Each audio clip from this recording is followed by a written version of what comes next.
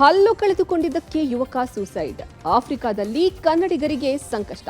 Water mafia ತಡೆಯೋಕೆ ಜಲಮಂಡಳಿ plan. ನಿಮ್ಮ ಮನೆ ಬಾಗಿಲಿಗೆ ಬರುತ್ತೆ ಕಾವೇರಿ ನೀರು. ಕಾಫಿ ತೋಟದಲ್ಲಿ ಬೀಡು ಬಿಟ್ಟ ಕಾಡಾನೆಗಳ ಹಿಂಡು. ತಾಯಿ ಜೊತೆ ಮರಿ ಕರಡಿಗಳ ತುಂಟಾಟ. ಎಲ್ಲವನ್ನ ನೋಡ್ತಾ ಹೋಗೋಣ ಕರ್ನಾಟಕ ಟಾಪ್ 20ಯಲ್ಲಿ. ರಾಜಧಾನಿ ಬೆಂಗಳೂರಿನಲ್ಲಿ ಮೊದಲ ಮಳೆಗೆ ಹಲವೆಡೆ ಹಲವು ಅವಾಂತರಗಳು ಸೃಷ್ಟಿಯಾಗಿವೆ. ಬೆಂಗಳೂರಿನ ಮಳೆಗೆ ಅನೇಕ ಮರಗಳು ಧರೆಗುರುಳಿವೆ. ಬನಶಂಕರಿ, ಜಯನಗರ, ತ್ಯಾಗರಾಜನಗರ, ಕೋಣನಕುಂಟೆ, ಯಲಹಂಕ, ಸುಬ್ರಹ್ಮಣ್ಯ ನಗರ ಸೇರಿದಂತೆ 10ಕ್ಕೂ ಹೆಚ್ಚು ಕಡೆ ಮರಗಳು ನೆಲಕ್ಕುರುಳಿವೆ. ಮನೆಯ ಕಾಂಪೌಂಡ್, ಗೇಟ್, ನಡು ರಸ್ತೆಗಳಲ್ಲಿ ಮರಗಳು ಬಿದ್ದಿರುವ ಕಾರಣ ಸಂಚಾರಕ್ಕೆ ಅಡ್ಡಿಯಾಗಿದೆ. ಕಮ್ಮನಹಳ್ಳಿ ರಸ್ತೆಯ ನೊಬೆಲ್ ರೆಸಿಡೆನ್ಸಿ ರಸ್ತೆಯಲ್ಲಿ ಮರ ಧರೆಗುರುಳಿದ್ದು ಸಂಚಾರ ಅಸ್ತವ್ಯಸ್ತವಾಗಿತ್ತು. ಇನ್ನು ನಿನ್ನೆ ರಾತ್ರಿ ಸುರಿದ ಮಳೆಗೆ ಸುಬ್ರಹ್ಮಣ್ಯ ನಗರದ 6ನೇ ಮುಖ್ಯ ರಸ್ತೆಯಲ್ಲಿ ಮನೆಯ ಮುಂದೆ ಮರ ಬಿದ್ದ ಪರಿಣಾಮ ಕುಟುಂಬಸ್ಥರು ಮನೆಯಿಂದ ಹೊರಬರಲಾಗದೆ ಪರದಾಡಿದರು. ಮನೆಯ ಗೇಟ್ ಮೇಲೆ ಮರ ಬಿದ್ದು ಮನೆಯಲ್ಲೇ ಉಳಿಯುವಂತಹ ಪರಿಸ್ಥಿತಿ ಎದುರಾಯಿತು. ಈ ಮಧ್ಯೆ ರಾಜ್ಯದಲ್ಲಿ ಪೂರ್ವ ಮುಂಗಾರು ಆಕ್ಟಿವ್ ಆಗಿದ್ದು ಮುಂದಿನ 4-5 ದಿನ ಮಳೆಯಾಗುವ ಸಾಧ್ಯತೆ ಇದೆ ಅಂತ ಹವಾಮಾನ ಇಲಾಖೆ ತಿಳಿಸಿದೆ. ದಕ್ಷಿಣ ಒಳನಾಡು, ಕರಾವಳಿ ಭಾಗದಲ್ಲಿ ಗುಡುಗು ಮಿಂಚು ಸಹಿತ ಮಳೆಯಾಗುವ ಸಾಧ್ಯತೆ ಇದೆ. ಬೇಸಿಗೆಯಲ್ಲಿ ತಾಪಮಾನ ಹೆಚ್ಚಾಗುತ್ತಿದ್ದಂತೆ ಬಿಸಿ ಗಾಳಿ ಮೈಗೆ ಅಪ್ಪಳಿಸುತ್ತಿದೆ. ಈ ನಡುವೆಯೂ ಮರ ಗಿಡಗಳು ಪರಿಸರದ ಮೇಲಿನ ದೌರ್ಜನ್ಯ ಹೆಚ್ಚುತ್ತಾ ಇದೆ. ಇದಕ್ಕೆ ಬೆಂಗಳೂರು ನಗರದಲ್ಲಿ 100 ವರ್ಷಗಳ ಹಳೆಯ ಮರಗಳಿಗೆ ಕೊಡ್ಲಿ ಏಟು ಕೊಟ್ಟಿರೋದೇ ಸಾಕ್ಷಿಯಾಗಿದೆ. ಅಭಿವೃದ್ಧಿ, ಸುರಕ್ಷತೆ, ರಸ್ತೆ ಸಂಚಾರಕ್ಕೆ ಅಡಚಣೆ ಹೆಸರಲ್ಲಿ ಮರ ಕತ್ತರಿಸುವ ಸಂಸ್ಕೃತಿ ದಿನೇ ದಿನೇ ಹೆಚ್ಚುತ್ತಾ ಇದೆ. ಆದರೂ ಯಾರೂ ಕೇಳುವವರಿಲ್ಲದೆ ಪರಿಸರ ಜಾಗೃತಿ ಬದಲು ದುರ್ಗತಿ ಎದುರಾಗ್ತಾ ಇದೆ. ಇದೀಗ ಆಹಾರ ಸೌಧ ಕಟ್ಟಡ ನೆಪದಲ್ಲಿ ಸರ್ಕಾರದಿಂದಲೇ ಮರಗಳ ಮಾರಣ ಹೋಮ ಮಾಡುವ ಕೆಲಸ ನಡೀತಾ ಇದ್ದು ಆಕ್ರೋಶಕ್ಕೆ ಕಾರಣವಾಗಿದೆ.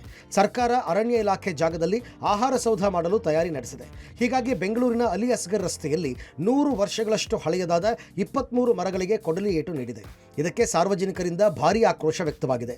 ಮೊದಲೇ ಕಾಂಕ್ರೀಟ್ ಕಾಡಿನಂತಾಗಿರುವ ಬೆಂಗಳೂರಿನಲ್ಲಿ ಮರಗಳನ್ನು ಕಡಿದು ಇನ್ನಷ್ಟು ಅಪಾಯ ತಂದೊಡ್ಡಬೇಡಿ ಅಂತ ಜನರು ಮನವಿ ಮಾಡಿದ್ದಾರೆ. ಉದ್ಯೋಗ ಅರಸಿ ಮಧ್ಯ ಆಫ್ರಿಕಾದ ಗಬಾನ್ ದೇಶಕ್ಕೆ ತೆರಳಿರುವ ಚನ್ನಗಿರಿ ತಾಲೂಕಿನ ವಿವಿಧ ಗ್ರಾಮಗಳ ಹಕ್ಕಿ ಪಿಕ್ಕಿ ಜನಾಂಗದ ನಾಟಿ ವೈದ್ಯರು ಸಂಕಷ್ಟಕ್ಕೆ ಸಿಲುಕಿದ್ದಾರೆ. ಮಧ್ಯ ಆಫ್ರಿಕಾದ ಗಬಾನ್ ದೇಶದಲ್ಲಿ ರಾಜಕೀಯ ಬೆಳವಣಿಗೆಯಿಂದ ಹೊಸ ಸರ್ಕಾರ ಅಧಿಕಾರಕ್ಕೆ ಬಂದಿದೆ. ಹೊಸ ಸರ್ಕಾರ ವಿದೇಶಿಯರು ದೇಶ ಬಿಡುವಂತೆ ತಾಕೀತು ಮಾಡಿದೆ. ಈ ಹಿನ್ನೆಲೆಯಲ್ಲಿ ಗಬಾನ್ ರಾಜಧಾನಿ ಲಿಬ್ರೆವಿಲ್ ಪೊಲೀಸರು ಕಾರ್ಯಾಚರಣೆ ನಡೆಸಿದ್ದಾರೆ. ಕರ್ನಾಟಕದ ಹಕ್ಕಿ ಪಿಕ್ಕಿ ಜನಾಂಗದ 25ಕ್ಕೂ ಹೆಚ್ಚು ಜನ ನಾಟಿ ವೈದ್ಯರು ಕಳೆದ 6 ತಿಂಗಳಿನಿಂದ ಲಿಬ್ರೆವಿಲ್ನಲ್ಲಿ ವಾಸವಾಗಿದ್ದಾರೆ. ಇದೀಗ ಪೊಲೀಸರು 25ಕ್ಕೂ ಹೆಚ್ಚು ಜನರನ್ನ ಬಂಧಿಸಿದ್ದಾರೆ ಎನ್ನಲಾಗಿದೆ. ನಮ್ಮ ಪಾಸ್ಪೋರ್ಟ್ ವಶಕ್ಕೆ ಪಡೆದು ತೊಂದರೆ ನೀಡುತ್ತಿದ್ದು ಹಣಕ್ಕೆ ಬೇಡಿಕೆ ಇಡುತ್ತಿದ್ದಾರೆಂದು ಇಲ್ಲಿನ ಕುಟುಂಬದ ಸದಸ್ಯರಿಗೆ ಕರೆ ಮಾಡಿ ಅಳಲು ತೋಡಿಕೊಂಡಿದ್ದಾರೆ. ಈ ಬಗ್ಗೆ ಮುಖ್ಯಮಂತ್ರಿ ಸಿದ್ದರಾಮಯ್ಯ ಹಾಗೂ ವಿದೇಶಾಂಗ ಇಲಾಖೆ ಗಮನ ಹರಿಸುವಂತೆ ಸಂಕಷ್ಟದಲ್ಲಿ ಸಿಲುಕಿರುವ ಕುಟುಂಬಸ್ಥರು ಮನವಿ ಮಾಡಿಕೊಂಡಿದ್ದಾರೆ.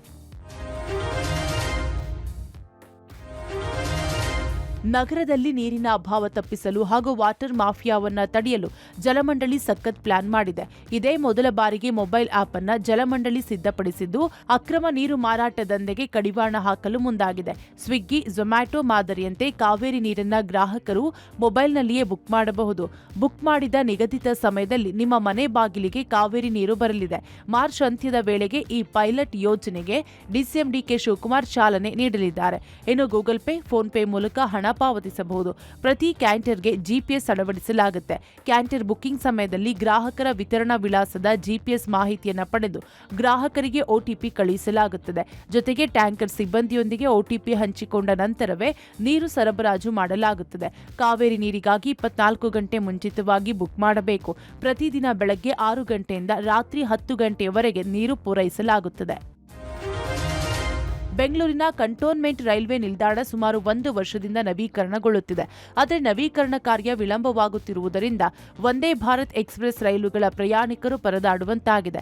ಬೆಂಗಳೂರು ವಿಭಾಗದ ಮೂಲಕ ಚಲಿಸುವ 7 ವಂದೇ ಭಾರತ್ ರೈಲುಗಳಲ್ಲಿ 2 ರೈಲುಗಳು ಕಂಟೋನ್ಮೆಂಟ್ ನಿಲ್ದಾಣದಿಂದ ವಾರದಲ್ಲಿ 6 ದಿನ ಹೊರಡುತ್ತವೆ. ಒಂದು ಕೊಯಮತ್ತೂರಿಗೆ ಮತ್ತು ಇನ್ನೊಂದು ತಿರುಚಿ ಮೂಲಕ ಮಧುರೈಗೆ ಹೊರಡುತ್ತವೆ. ಅವು 1B, 1C, 1D ಮತ್ತು ಎಇ ಪ್ಲಾಟ್ಫಾರಂಗಳಿಂದ ಹೊರಡುತ್ತವೆ. ಈ ಪ್ಲಾಟ್ಫಾರಂಗಳಿಗೆ ಹೋಗಲು ಪ್ರಯಾಣಿಕರು ಸುಮಾರು ಅರ್ಧ ಕಿಲೋಮೀಟರ್ವರೆಗೆ ಸಣ್ಣ ರೋಡ್ನಲ್ಲಿ ನಡೆದುಕೊಂಡು ಬರಬೇಕು. ಅದರಲ್ಲೂ ವಯಸ್ಸಾದವರಿಗೆ ಈ ಬಿಸಿಲಿನಲ್ಲಿ ನಡೆದುಕೊಂಡು ಬರೋದೇ ಹರಸಾಹಸವಾಗಿದೆ. ಬ್ಯಾಟರಿ ಕಾರುಗಳ ವ್ಯವಸ್ಥೆಯೂ ಈ ನಿಲ್ದಾಣದಲ್ಲಿ ಇಲ್ಲದಂತಾಗಿದೆ. ಹೀಗಾಗಿ ಆದಷ್ಟು ಬೇಗ ಕಂಟೋನ್ಮೆಂಟ್ ರೈಲ್ವೆ ನಿಲ್ದಾಣದ ಕಾಮಗಾರಿ ಮುಗಿಯಲಿ ಅನ್ನೋದು ಪ್ರಯಾಣಿಕರ ಒತ್ತಾಯವಾಗಿದೆ.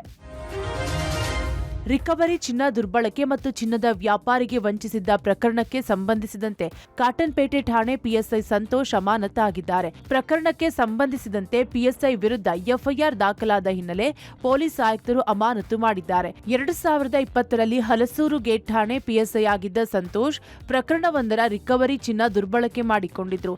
ಹೀಗಾಗಿ ಚಿನ್ನದ ಅಂಗಡಿ ಮಾಲೀಕನ ಬಳಿ ರಿಕವರಿ ಚಿನ್ನ ತೋರಿಸಬೇಕಿದೆ, ಫೋಟೋ ತೆಗೆಸಿ ವಾಪಸ್ ಕೊಡುತ್ತೇನೆ, ನಿನ್ನ ಬಳಿ ಇರುವ 950 ಗ್ರಾಂ ಚಿನ್ನ ಗಟ್ಟಿ ನೀಡುವಂತೆ ಹೇಳಿದ್ರು.